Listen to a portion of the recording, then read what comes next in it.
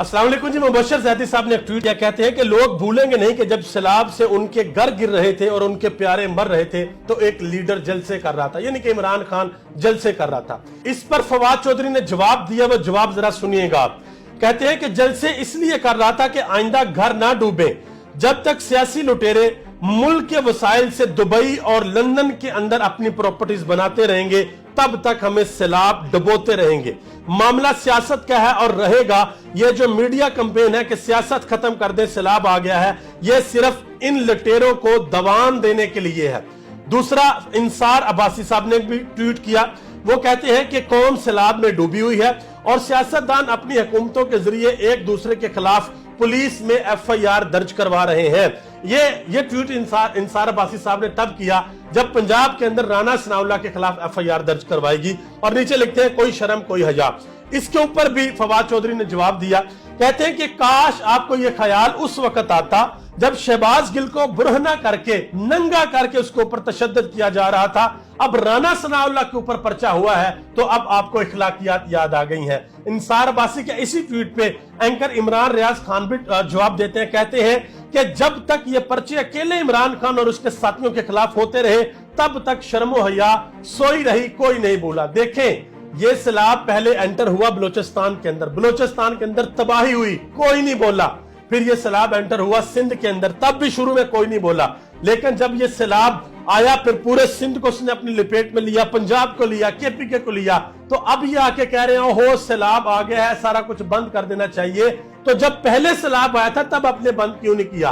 तब आपने शहबाज गिल को तब आप नंगा करके उसके ऊपर तशद्दुद कर रहे थे। ये कहा है फवाद चौधरी साहब ने। यहाँ पे एक बात याद रखिएगा कि ये पाकिस्तान के सियासतदानों और पाकिस्तान की कौम का बहुत बड़ा इम्तिहान है कि हम इस सैलाब से किस तरह से निकलते हैं, क्योंकि हमने डैम तो मुल्क के अंदर बनाने नहीं है, ना हमारी अवाम पूछती है सियासतदानों से और नया सियासतदान बनाते हैं। जब भी सैलाब आता है हम लोगों को ठरका देते हैं, हम 50-50 रुपए देते हैं, हम एक एक थैला दे देते हैं और लोग जो है 20-25 साल लगा के बेचारे अपना घर दोबारा बनाते हैं और दोबारा सैलाब आता है। अब देखें 2010 में सैलाब आया, इन्हीं जगहों पे 2010 के अंदर सैलाब आया दरिया सिंध के अंदर और लोगों का उजड़ गया था सारा कुछ उस सैलाब के अंदर। आज 12 साल बाद वो सैलाब दोबारा आया, कुछ नहीं किया हमने 12 साल के अंदर। इन सियासतदानों ने कुछ भी नहीं किया। पिछले 20-25 साल से जरदारी साहब बैठे हुए हैं, पीपल्स पार्टी बैठी हुई है सिंध के अंदर। जब पूछे ना सिंध की अवाम कि क्या किया पिछले 20-25 साल में, आज 2010 में सैलाब आया था, यही काम हुआ था। अब 2022 में भी सैलाब आया, यही। यार हम इंसान है कि जानवर है? क्या लोग हैं हम? क्या इंसान के कोई हकूक नहीं है? हम दूसरे मुल्कों की मिसाल देते हैं, हम कहते हैं फलाने मुल्क में ऐसा, फलाने मुल्क में ऐसा, तो जाके देखें कि वो लोग कुदरती आफत पे किस तरीके से कंट्रोल करते हैं। पाकिस्तान में कहा जाता है ओहो अल्लाह की तरफ से था, बस हो गया।